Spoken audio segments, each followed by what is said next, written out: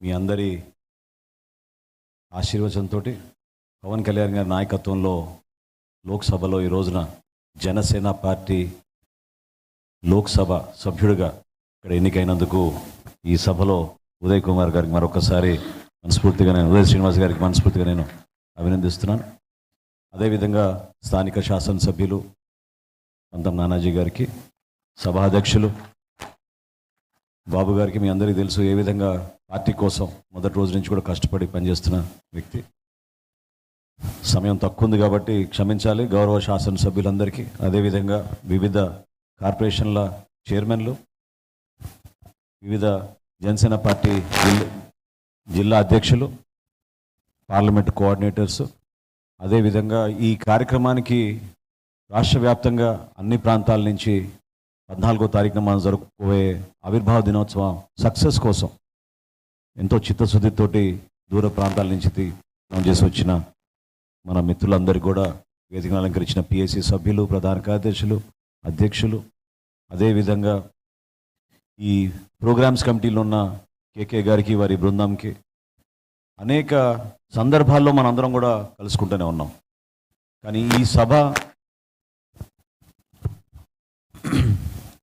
ఈ సభ ప్రత్యేకత మనందరం కూడా మన పార్టీ అధ్యక్షులు పవన్ కళ్యాణ్ గారు, జనసేన పార్టీలో ఉన్న జన సైనికులు, మన వీర మహిళలు, వాళ్ళు ఏ విధంగా ఒక అంకిత భావంతో మనలందరికీ కూడా ఒక వేదిక ఏర్పాటు చేశారు. ఆ వేదికలో మనందరం కూడా ఈరోజు పాలు పంచుకుంటున్నాం. ఇంతకన్నా అదృష్టం ఒక రాజకీయ ప్రస్థానంలో ఉంటుందా అనే భావన మనందరికి కూడా రావాలి. ఎందుకంటే ఒక సభ నిర్వహించుకునే ముందు చాలామంది తెర వెనక నుంచి పనిచేస్తారు, ముందున్న వాళ్ళు కొంతమంది ఉంటారు. వివిధ జిల్లాల్లో అనేక కార్యక్రమాలు చేసుకుంటూ పార్టీ బలోపేతం కోసం అహర్నిశలు కృషి చేసే వ్యక్తులు చాలామంది ఉంటారు. 2014లో పవన్ కళ్యాణ్ గారు పార్టీ స్థాపించి ఆ రోజు రాష్ట్రంలో ఉన్న రాజకీయ పరిస్థితులు ఎదుర్కొని వ్యక్తిగతంగా కాకుండా సమాజానికి నేను ఏదో ఉపయోగపడాలనే ఆలోచనతో ఆ రోజు ఆయన వేసిన అడుగు మీరందరూ కూడా చూశారు. ఆ రోజు నుంచి కూడా ఆయనకి అండగా నిలబడిన అనేక మంది ఈరోజు కొంతమందికి అవకాశం కల్పించవచ్చు, కొంతమందికి రాకపోవచ్చు, కానీ మీరందరూ ఆయన దృష్టిలో ఉన్నారు. హరిప్రసాద్ గారు ఉన్నారు ఇక్కడ, ఈరోజు శాసన మండలిలో ఒక సభ్యులుగా, ప్రభుత్వ విప్గా, పార్టీకి రాజకీయ వ్యవహారాల్లో మొదటి రోజు నుంచి కూడా పవన్ కళ్యాణ్ గారితో పాటు ప్రయాణం చేస్తూ, మీ అందరిలో కూడా చాలామంది, కొంతమందికి తెలియచ్చు, తెలియపోవచ్చు, ప్రతి నెల జీతం రాగానే పార్టీకి 300 రూపాయల నుంచి 500 రూపాయల నుంచి 5,000 వరకు కూడా పార్టీకి డొనేట్ చేసే వ్యక్తులు చాలామంది మన జనసేన పార్టీలో ఈ రోజుకి కూడా మనస్ఫూర్తిగా అండగా నిలబడతారు.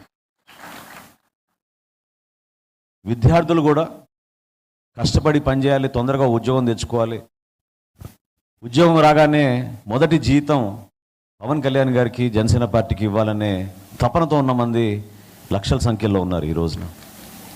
ఇతర దేశాలకి వెళ్ళిపోయినా, అక్కడ స్థిరపడ్డా కూడా పార్టీకి నేనేం చేయలేకపోతున్నానే అనే ఆందోళనతోటి ప్రతిరోజు పార్టీ కార్యక్రమాలు చూసుకుంటూ పార్టీకి ఏదో విధంగా సహాయం అందించాలనే ఉద్దేశంతో అక్కడి నుంచి కూడా మన ఎన్ఆర్ఐ సోదరులు ఎంతోమంది మన అందరినీ కూడా సపోర్ట్ చేస్తూ ఉంటారు.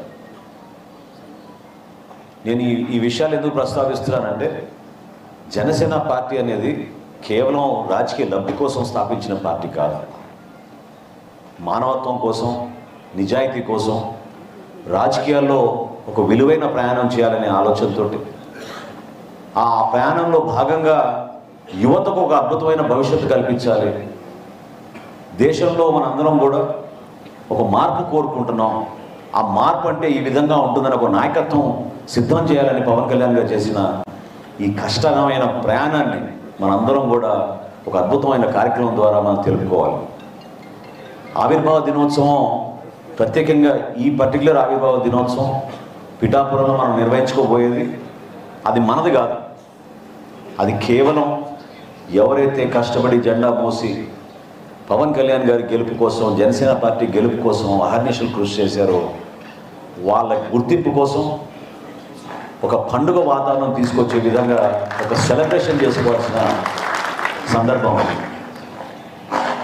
It is about recognizing the hard work and sacrifices of all our Jana Sainiks and Veera Mahilas, and it is a moment of celebration.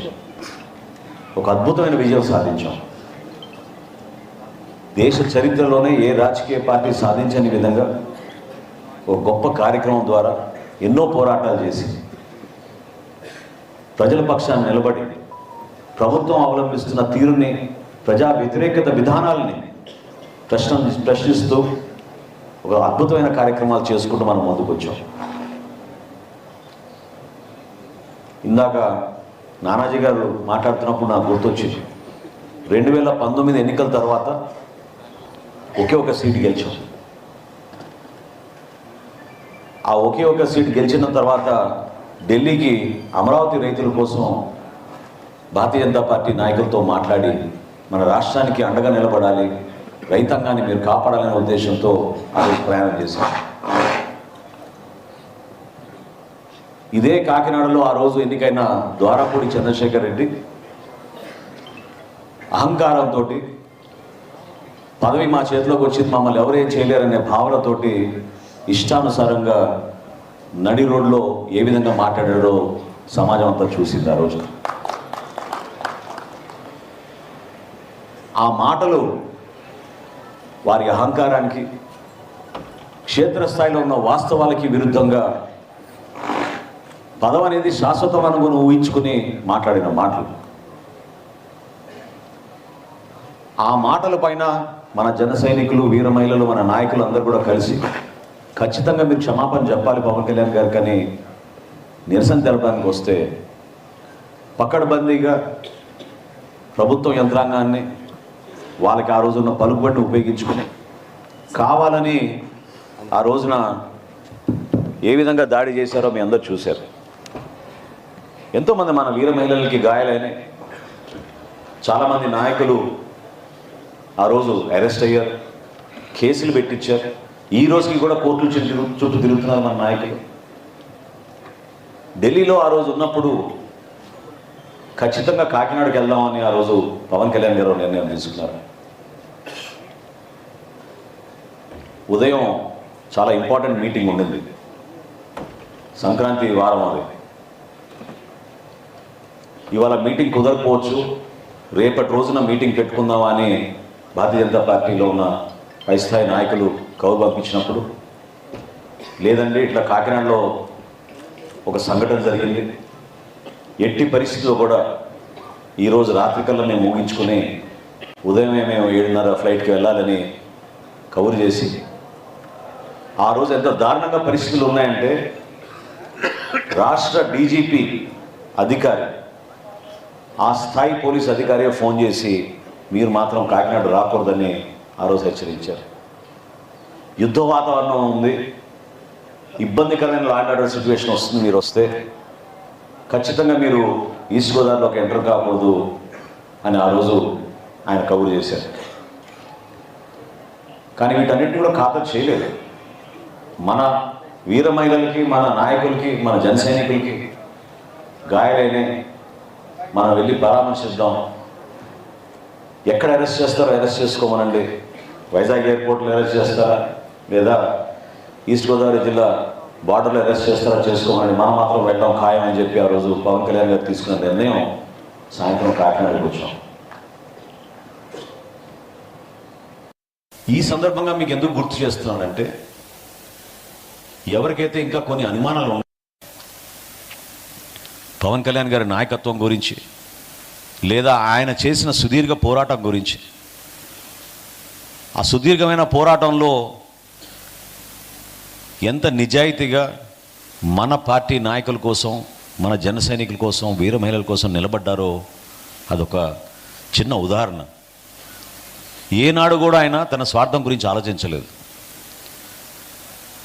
చాలా సందర్భాల్లో కొంతమంది ఇతర పార్టీ నాయకులు ఆయనకు ఆఫర్ చేశారు, మీరు మా పార్టీలోకి వస్తే మీకు ఆ పదవి ఇస్తాం, ఈ పదవి ఇస్తాం అని.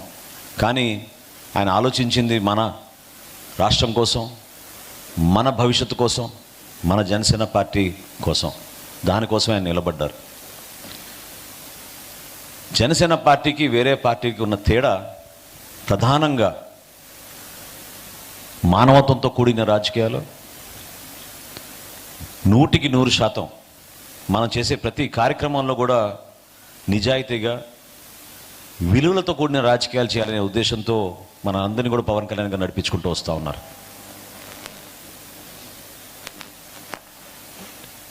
ఒక పెద్ద బహిరంగ సభ చేసినప్పుడు అన్నిటికన్నా ముందుగా ప్రజలు ఆలోచించుకునేది, పార్టీలో ఉన్న పెద్దలు ఆలోచించుకునేది మొబిలైజేషన్. అంటే ఎక్కడి నుంచి, ఏ ప్రాంతం నుంచి జనాన్ని తరలించాలి, ఏ జిల్లా నుంచి ఎంతమంది వస్తారు, ఏ నియోజకవర్గానికి నుంచి ఎంతమంది వస్తారని. కానీ మనకు మాత్రం పవన్ కళ్యాణ్ గారు వస్తున్నారంటే కనీసం 3 నుంచి 5 లక్షల జనాభా ఏ సభకైనా హాజరయ్యే విధంగా ఒక అద్భుతమైన కార్యక్రమం జరిగిపోతుంది. మేమందరం కూడా ఒక టీం వర్క్గా మేము పనిచేసుకుంటాం. ఎవరి బాధ్యతలు వాళ్ళు తీసుకుంటాం. మీలాగానే, మీరు కోరిన విధంగానే సభ సక్సెస్ అవ్వాలని కోరుకుంటాం. పవన్ కళ్యాణ్ గారికి భద్రతా లోపం ఎక్కడ లేకుండా జాగ్రత్తగా ఆయన వచ్చి మంచి ఉపన్యాసం ఇచ్చి మన భవిష్యత్తు ఏంటని మనం తెలుసుకునే విధంగా మనం కూడా సిద్ధం అవ్వడానికి, ఆ కార్యక్రమం విజయం కోసం ఆలోచిస్తాం. ఎవరికి స్వార్థాలు లేవు ఈ ప్రయాణంలో. ఈ రోజున ఇంతమంది శాసనసభ్యులుగా, ఒక పార్లమెంట్ సభ్యుడిగా, ఒక మంత్రిగా, వివిధ కార్పొరేషన్లకి చైర్మన్లుగా పదవులు వచ్చినాయంటే అది 100% పవన్ కళ్యాణ్ గారు ఇచ్చిన గుర్తింపు. ఆ గుర్తింపుతో పాటు మీ అందరి సహకారం, మీరు ఏ విధంగా పార్టీ కోసం నిలబడి మమ్మల్ని ముందుకు నెట్టారు. ప్రధానంగా నాకు గుర్తొచ్చే 4-5 కార్యక్రమాలు నేను మీ దృష్టికి తీసుకొస్తాను. ఇందాక సోదరుడు దుర్గేష్ గారు చెప్పినట్టు, ఏ కార్యక్రమం చేసినా తూర్పుగోదావరి జిల్లాలో ఆ విధమైన స్పందన ఉండేది, ఆ విధంగా నాయకత్వం ఉండేది, కలుపుకొని పనిచేసుకునే మనస్తత్వం చాలా అద్భుతంగా ఉండేది మన జిల్లాలో. దుర్గేష్ గారి సారథ్యంలో ఆ రోజున మొట్టమొదటి కార్యక్రమం మనం చేసింది ఆ రోజు మత్స్యకారుల కోసం ఒక భరోసా కార్యక్రమం. ఒక పాదయాత్ర ప్రారంభించుకుంటారు మన నానాజీ గారి కాన్స్టిట్యున్సీ నుంచి. ఇక్కడి నుంచి నాయకర్ గారి కాన్స్టిట్యున్సీకి నర్సాపురం వరకు పాదయాత్ర చేసాం, మత్స్యకారులకు ఒక భరోసా కల్పించడానికి కోసం. ప్రభుత్వంలో ఆ రోజున ఒక మీటింగ్ చేయాలంటేనే భయపడేవాళ్ళు. ఎవరిపైన కేసులు పెడతారో, ఏ విధంగా ఇబ్బంది పెడతారో మనకెందుకులే అనే విధానంలో రాజకీయాల్లో తక్కువ మంది పార్టిసిపేట్ చేసేవాళ్ళు. కానీ ప్రతి సందులోనూ, ప్రతి గ్రామంలోనూ, ప్రతి పల్లెలోనూ ఆ రోజున ఒక అద్భుతమైన స్వాగతం పలుకుతూ మాతో పాటు మత్స్యకారు సోదరులు వాళ్ళ సమస్యలు చెప్పుకుంటూ నడిచిన తీరు నిజంగా మర్చిపోలేం. ఆ రోజు నర్సాపురంలో పవన్ కళ్యాణ్ గారు ఆయన ఉపన్యాసంలో మాట ఇచ్చారు.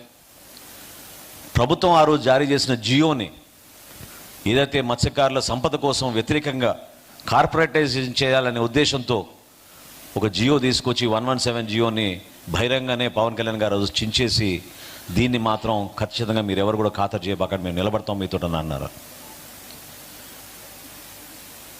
వాటితో పాటు రాజమండ్రిలో మొట్టమొదటి కార్యక్రమం, ఆ ఉపన్యాసంతో ఎంతో మార్పు వచ్చింది రాజకీయాల్లో.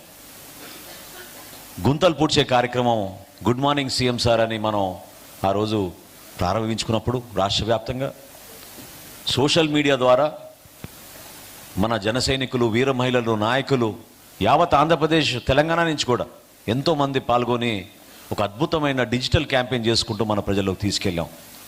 అప్పటి వరకు ఎవరికి తెలియదు. బహుశా మన గ్రామంలోనే, మన ఊర్లోనే రోడ్లు బాగాలేదనుకున్నారు. కానీ అనంతపూర్లో కూడా ఈ విధంగా ఉంటుందా, శ్రీకాకుళంలో కూడా ఈ విధంగా ఉంటుందా, గుంటూరు జిల్లాలో కూడా ఈ విధంగా ఉంటుందా అనే ఆలోచన దృశ్యాల ద్వారా వాళ్ళు చూసి ఆశ్చర్యపోయి ప్రజలు మేలుకున్నారు. దుర్మార్గంగా బట్టలు నొక్కే కార్యక్రమం పెట్టి అద్భుతమైన సంక్షేమం చేసేస్తున్నాం, ప్రజలకి ఎంతకన్నా ఏం కావాలి అనే ఆలోచనతో మూర్ఖంగా వాళ్ళు చేసిన పరిపాలన ఎంత నష్టపోయామో మీరు చూశారు. ఈ రోజున కేవలం గుంతలు పూడ్చడానికి 1600 కోట్ల రూపాయలు కేటాయించుకున్నా కూడా పూర్తి స్థాయిలో సరిపోవడం లేదు. కొత్త రోడ్లు కాదు సుమా, గుంతలు పూడ్చుకోవడానికి అంత దుర్మార్గంగా వ్యవస్థల్ని నాశనం చేశారు. జనసేన పార్టీలో ఉన్న నాయకత్వం ఎప్పుడు కూడా నిస్వార్థంగా ప్రజలకి అంకిత భావంతో పనిచేసే మనస్తత్వం, ఆ ఆలోచన ప్రజల్లో రావాలి, ప్రతి ఒక్కరిలో రావాలని పవన్ కళ్యాణ్ గారు పదే పదే మా మీటింగ్లో చెప్పి మిమ్మల్ని అందరినీ కూడా ఉత్తేజపరుస్తూ ఉంటారు. ఎందుకంటే ఆయన నమ్మింది ఒకటే, మన లాయల్టీ మన ప్రజల కోసం, అంతేగాని మన లాయల్టీ ఒక నాయకత్వం కోసం ఒకరి కోసం కాదు. అదేవిధంగా జనసేన పార్టీలో ఉన్న జన సైనికుడు వీర మహిళ కూడా మీకున్న లాయల్టీ మన పార్టీ అధ్యక్షుడు పవన్ కళ్యాణ్ గారి పైన. మీరు ఆ నమ్మకాన్ని ప్రజల్లో తీసుకెళ్ళడానికి ఒక చక్కటి వేదిక మన పార్టీ. చిన్న చిన్న డిస్టర్బెన్సెస్ ఉంటాయి సహజంగానే, అవి కమ్యూనికేషన్ డిస్టర్బెన్సెస్ అవ్వచ్చు, ఒకరు వ్యక్తిగతంగా పడకపోవడం వల్ల సోషల్ మీడియాలో కొన్ని కామెంట్స్ ఉండొచ్చు. కానీ అంతిమంగా మనం చేసే ఈ ప్రయాణం ఒక నమ్మకంతో, ఒక అద్భుతమైన నాయకత్వం మనకి పవన్ కళ్యాణ్ గారిలో ఉంది కాబట్టి ఆయన వెంటే మనం నడుచుకుంటూ ప్రతి ఒక్క సమస్యని అధిగమించుకుంటూ ప్రజల్లోకి నడుస్తున్నాం. ఈరోజు ఎంతో బాధ్యత పెరిగింది మనకి. జనసేన పార్టీ పొత్తులో భాగంగా భారతీయ జనతా పార్టీ తెలుగుదేశం పార్టీతో కలిసి రాష్ట్ర ప్రయోజనాల కోసం, రాష్ట్ర అభివృద్ధి కోసం, రాష్ట్ర భవిష్యత్తు కోసం ఎక్కడ కూడా మన ఈగోని మనం పెంచుకోకుండా తగ్గి పనిచేసే పరిస్థితుల్లో పవన్ కళ్యాణ్ గారు మనని అద్భుతంగా ముందుకు తీసుకెళ్తున్నారు. ఆ నాయకత్వం ఎందుకు ఆయన ఆలోచించి ప్రతి అడుగు వేస్తున్నారంటే, ఏ ఒక్క పొరపాటు జరిగినా ఆంధ్రప్రదేశ్ నష్టపోతుంది. ఏ ఒక్క పదం పొరపాటున మనం మాట్లాడినా మన బిడ్డల భవిష్యత్తు నష్టపోతారు. రాష్ట్రానికి మేలు జరగాలి, ప్రజలకి మంచి జరగాలి. కష్టమైన ఏదైనా మొన్న అసెంబ్లీలో చాలా అద్భుతంగా మాట్లాడి చెప్పారు. సమస్యలు ఉంటాయి, కుటుంబంలో సమస్యలు ఉన్నప్పుడు మేము మాట్లాడుకుంటాం, అంతేగాని సమస్యల వలన పొత్తులో చాలా పెద్ద సమస్య వచ్చిన భావన మాత్రం రాకుండా చూసుకునే బాధ్యత మా అందరిపైన ఉంది, దాన్ని నిలబెడతాం అనే మాట ఆయన చాలా అద్భుతంగా చెప్పారు. 15 సంవత్సరాలకి మేము అంకిత భావంతో పనిచేస్తామనే చాలా గొప్ప మాట ఆ రోజు ఆయన శాసనసభలో అన్నారు. ఏ రాజకీయ పార్టీ నాయకుడైనా అధ్యక్షుడైనా ఆ విధంగా చెప్తారో మీరు చెప్పండి. తన భవిష్యత్తు గురించి ఆలోచించుకోకుండా మన భవిష్యత్తు, అది నా భవిష్యత్తు కాదు, మన భవిష్యత్తు, మన రాష్ట్రం కోసం ఆ నిర్ణయం తీసుకున్నా అనే మాట ఆ రోజు ఆయన శాసనసభలో చెప్పిన విధానం మీరందరూ కూడా చూశారు. నిలబడాల్సిన సందర్భం ఇది. పొత్తులో భాగంగా రాజకీయాల్లో మన అందరికీ కూడా ఆకాంక్షలు ఉంటాయి, ఎన్నో పదవులు ఆశిస్తాం. స్థానికంగా చిన్న చిన్న సర్పంచ్ ఎలక్షన్ నుంచే మనం ఉంటాం, ఏ విధంగా పోటీలు పడుతూ ఉంటామో. కానీ ఈ ప్రయాణం 3 పార్టీలు కలిసి కష్టపడి ముందుకెళ్తున్న ఈ సందర్భం చాలా విలువైన సందర్భం. దాన్ని మనం నిలబెట్టుకోవాలి.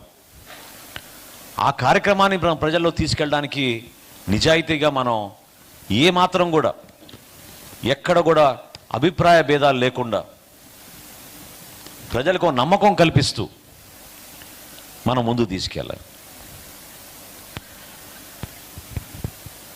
చాలామంది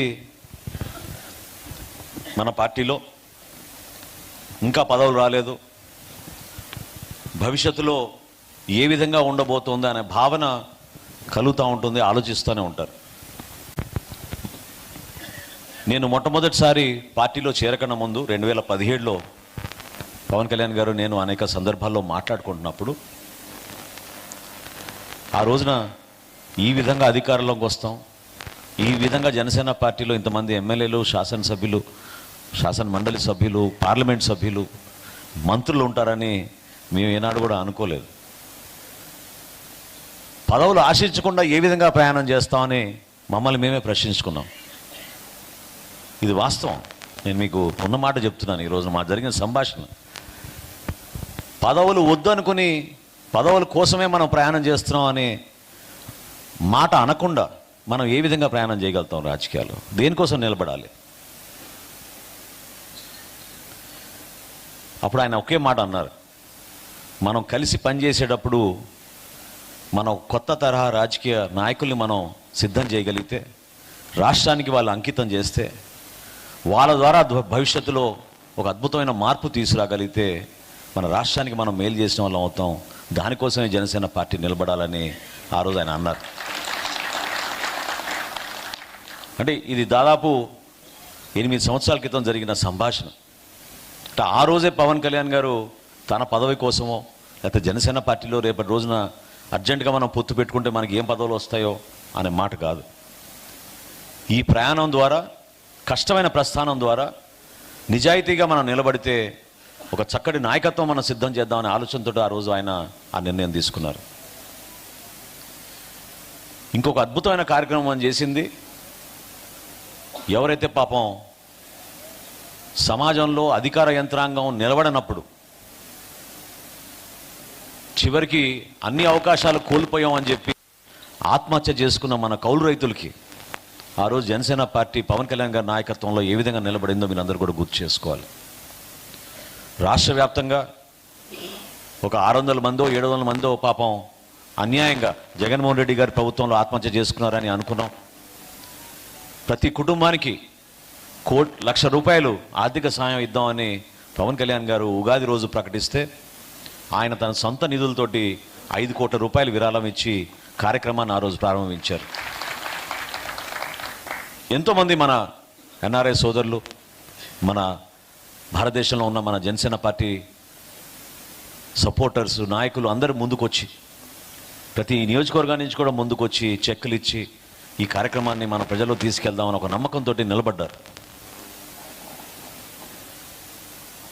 ఈ జిల్లాలో కూడా లాంటి గోదావరి జిల్లాలో కూడా 42 మంది ఆత్మహత్య చేసుకుంటే వాళ్ళకి ₹1,00,000 చొప్పున పవన్ కళ్యాణ్ గారి చేతుల మీదుగా మనం ఆ రోజున ఒక అద్భుతమైన కార్యక్రమం చేశాం. ఈ సందర్భాల్లో ఈ విషయాలు మీ అందరికీ ఎందుకు గుర్తు చేస్తున్నానంటే, ఒక కార్యక్రమం ద్వారా మనం అందరం కూడా యునైటెడ్గా ఒక మంచి మెసేజ్ ఇవ్వాలి. ఎందుకంటే ఇంత కష్టపడి ఇన్ని సమస్యలు అధిగమించి ఈరోజు ఒక పండుగ వాతావరణంలో జరుపుకోవాల్సిన సభ ఇది, గర్వంగా జరుపుకోవాల్సిన సభ, విజయం సాధించిన సభ ఇది. ఒక అద్భుతమైన రాష్ట్రానికి ఉప ముఖ్యమంత్రిగా పవన్ కళ్యాణ్ గారు అందిస్తున్న సేవల్ని గుర్తిస్తూ మనందరం కూడా పార్టీని తీసుకెళ్లాల్సిన సభ ఇది. ప్రతి జన సైనికుడు, ప్రతి వీర మహిళ గర్వపడే విధంగా నిర్వహించాల్సిన సభ ఇది. రాష్ట్ర ప్రజలు చూసి ఎస్ జనసేన పార్టీనే ఫ్యూచర్ మనకి ఆంధ్రప్రదేశ్ అనే నమ్మకం కలిగించే విధంగా మనం తీసుకెళ్ళాలి ఈ సభని. అటువంటి ఆలోచన విధానం మనలో ఉంది, అట్లా కష్టపడే మనస్తత్వం మనలో ఉంది. ఎక్కడైనా చూసామో చెప్పండి, సొంతంగా 2 లీటర్లు పెట్రోల్ పోసుకొని 2 జెండాలు కట్టుకుని మీటింగ్ అనగానే ఉదయం నుంచి సాయంత్రం వరకు పనులు కూడా మానేసుకుని లక్షల సంఖ్యలో మన జన సైనికులు ఏ విధంగా వస్తారో మీరు చూశారు. ఇళ్లలో పాపం ఎన్నో కష్టాలు ఎదుర్కొని బిడ్డల్ని చూసుకుని భర్తల్ని చూసుకుని పవన్ కళ్యాణ్ గారి కోసం, పార్టీ కోసం వీర మహిళలనే మాట వినిపించుకోవడానికి అహర్నిశలు కృషి చేస్తున్న మన వీర మహిళలు ఏ విధంగా పార్టీ కార్యక్రమంలో పాల్గొంటారో మీ అందరూ చూశారు. నాయకత్వం కూడా ఈ సందర్భంగా నేను మనస్ఫూర్తిగా మన నాయకత్వాన్ని కూడా గుర్తు చేస్తున్నాను. అసలు ఎమ్మెల్యే సీటు వస్తుందా లేదో అని ఆలోచించలేదు వీళ్ళెవరు కూడా. ఆ రోజున పార్టీ కోసం చేయాలి, పవన్ కళ్యాణ్ గారి కోసం చేయాలి, అవసరమైతే మన పొలమైనా అమ్ముదాం, ఇల్లైనా అమ్ముదాం అని నిలబడిన నాయకత్వం ఇదంతా. అద్భుతంగా నిలబడ్డారు ఆ రోజున. మేమెవరం కూడా 50,000 మెజార్టీ వస్తుంది, 40,000 మెజార్టీ వస్తుంది మేము ఎలక్షన్లో పోటీ చేస్తే అనుకోలేదు. ఒక కాజ్ కోసం నిలబడ్డాం, ప్రజల కోసం నిలబడ్డాం, పవన్ కళ్యాణ్ గారి కోసం నిలబడ్డాం. దుర్మార్గంగా ఏ విధంగా ఆ రోజు జనవాణి కార్యక్రమాని కోసం వైజాగ్కి వెళ్తే నోవాటెల్లో 3 రోజులు నిర్బంధించారో దుర్మార్గమైన ప్రభుత్వం, ఆ సందర్భాన్ని మీరు గుర్తు చేసుకోండి. ఆ కసి ఎప్పుడు తగ్గకూడదు మీలో, ఎందుకంటే మనలో ఆ నిజాయితీ ఉంది. మనం నిలబడింది మన ప్రజల కోసం, మనం నిలబడింది ప్రభుత్వాన్ని ప్రశ్నించి సమస్యలపైన పోరాటం చేస్తాం, సామాన్యులకి అండగా నిలబడదామని చెప్పి మనం చేస్తున్న ఈ ప్రయాణంలో కావాలని అనేక సందర్భాల్లో మనం అవమానపరిచారు. కార్యక్రమాలు నిర్వహణ చేయడానికి కోసం ఎంత ఇబ్బంది పడ్డారో మీరు చూశారు. చిలపల్లి శ్రీనివాస్ ఉన్నాడు ఆ రోజున. ఇప్పటంలో 6 ప్రాంతాలు మార్చారు మనకి సభ నిర్వహించుకుంటా ఉంటే. వారం రోజుల్లో 6 ప్రాంతాలు. ఉదయం పోతే రైతు మనకి సంతకం చేసి ఇచ్చేవాడు, సాయంత్రానికల్లా తహసీల్దారు, ఆర్డీఓ, డిఎస్పీ వెళ్ళిపోయి బలవంతంగా రైతు దగ్గర నుంచి ఆ కాగితం చించేసి మనకి పర్మిషన్ లేకుండా చేయడానికి ఒక ప్రయత్నం చేశారు. ఎందుకంటే అమరావతి ప్రాంతంలో సభ నిర్వహిస్తూ ఉన్నాం కాబట్టి ఎట్టి పరిస్థితుల్లో ఈ ప్రాంతంలో సభ నిర్వహించకూడదని దుర్మార్గంగా ఆ రోజున్న శాసనసభ్యుడు, అక్కడున్న యంత్రాంగం ఆ రోజు చేశారు. ఇవన్నీ కూడా మీరు గుర్తుపెట్టుకోవాలి. అందుకని ఈ సభ మనం